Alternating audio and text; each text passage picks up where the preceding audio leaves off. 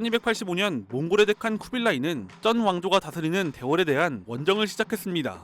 이전 몽케 시절 벌어졌던 전쟁이 몽골과 남송과의 전쟁 때문에 일어났던 것처럼 이번에도 제3의 세력으로 인해 전쟁이 시작됩니다. 1279년 애산 전투를 끝으로 약 45년에 걸친 몽골과 남송의 전쟁은 몽골의 완전한 승리로 끝났습니다. 이렇게 몽골 제국이 탄생한 이후 거듭된 승리는 칭기즈칸의 후예들이 세계에 대한 지배권을 갖고 있다고 생각하게 만들었습니다. 영원한 하늘의 힘이 부여한 가오에 힘입어 지배권을 갖게 됐다는 것이죠.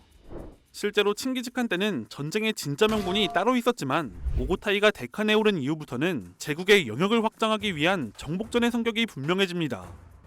이것은 쿠빌라이도 마찬가지였는데 쿠빌라이는 남해의 여러 국가들을 정복하고 해외 무역을 확대하려 했습니다.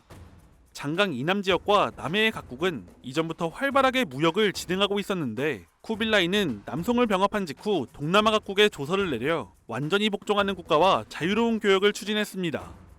이 말은 이제 동남아 각국과 적당한 우호관계나 애매한 복속관계를 지속할 생각이 없다는 뜻과 같았습니다.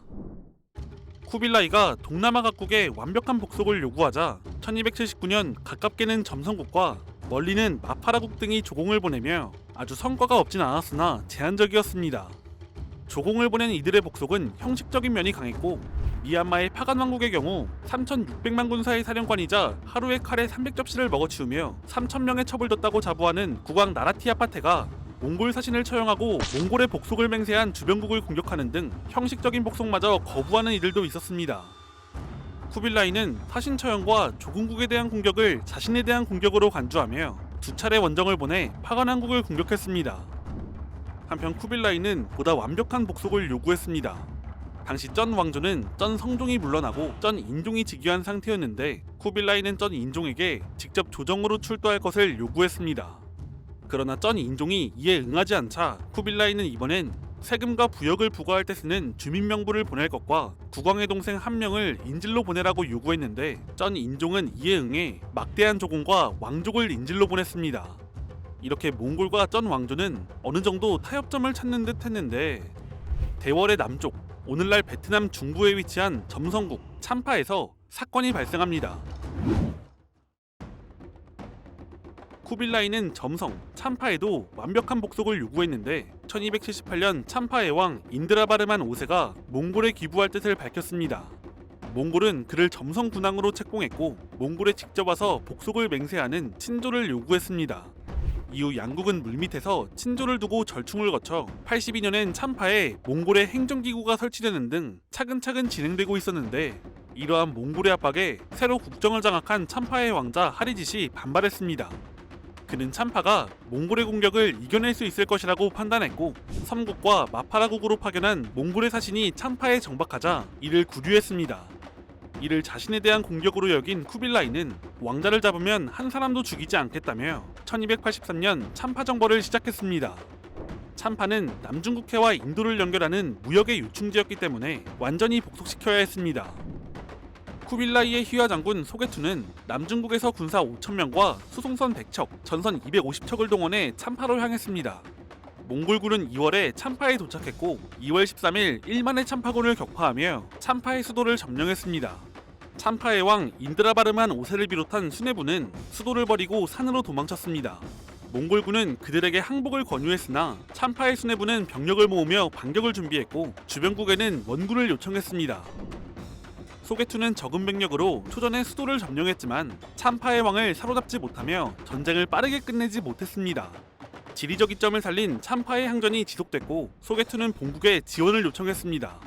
소식을 들은 쿠빌라이는 즉시 남중국의 한족으로 구성된 15,000명의 지원군을 파견했는데 이들은 몽골에 대한 충성심이 낮아 이동 과정에서 대부분 탈주합니다. 이 사이 수군을 이끌고 온 몽골의 장군 쿠토쿠가 소게투를 지원하려 했지만 태풍을 만나는 바람에 회군하고 맙니다. 이렇게 소게투는 본국의 지원을 받지 못한 채 참파와 대월의 접경지로 이동해 머물게 됩니다.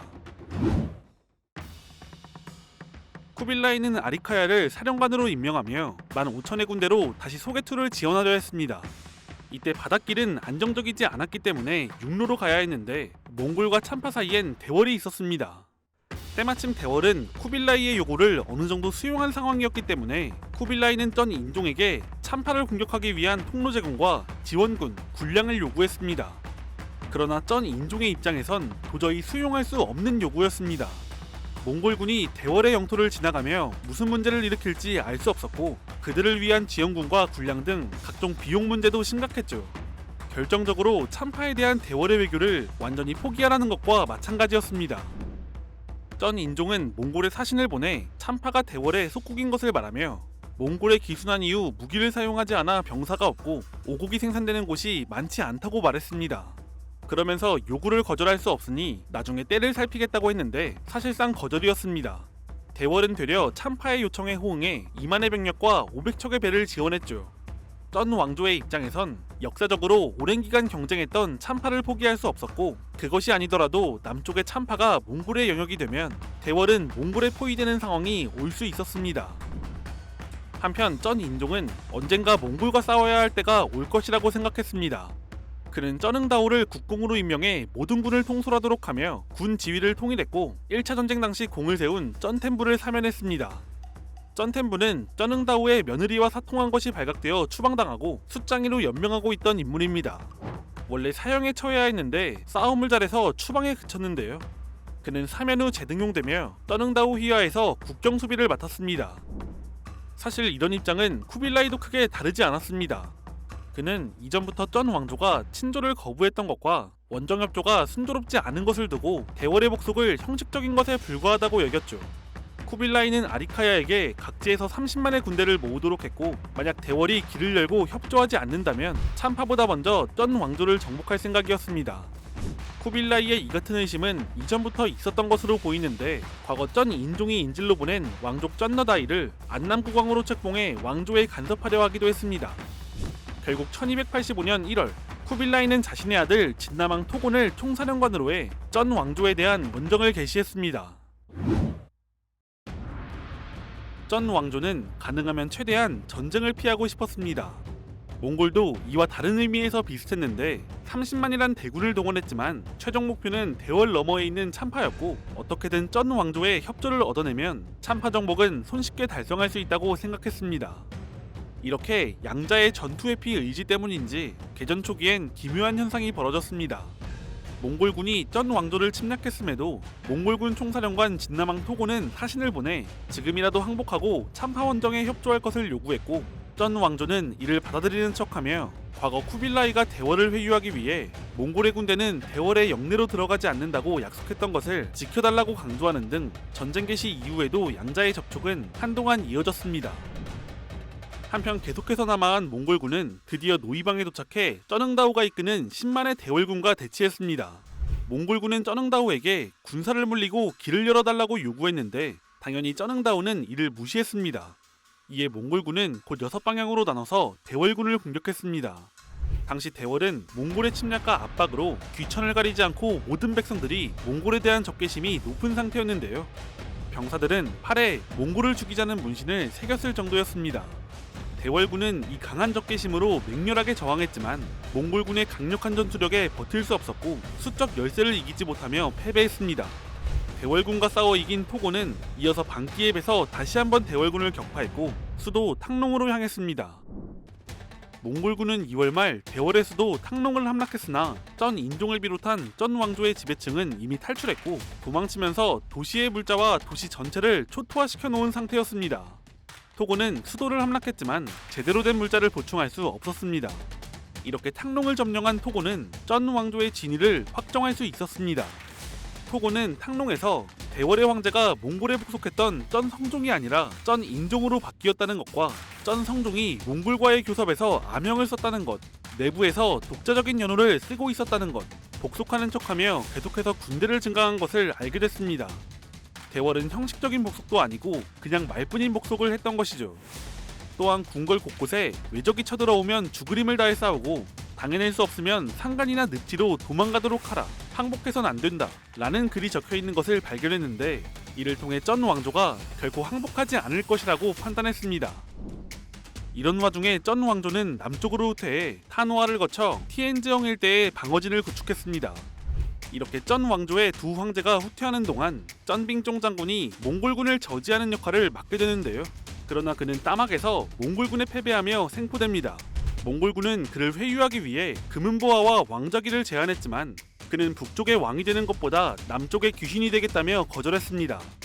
군대를 이끌고 바다를 통해 티엔즈성으로 후퇴한 쩌능다오는 병력을 재정비하며 반격을 준비했습니다. 몽골은 국경지대에서 머물던 소게투의 군대를 북상시키며 계속해서 대월군을 압박했습니다.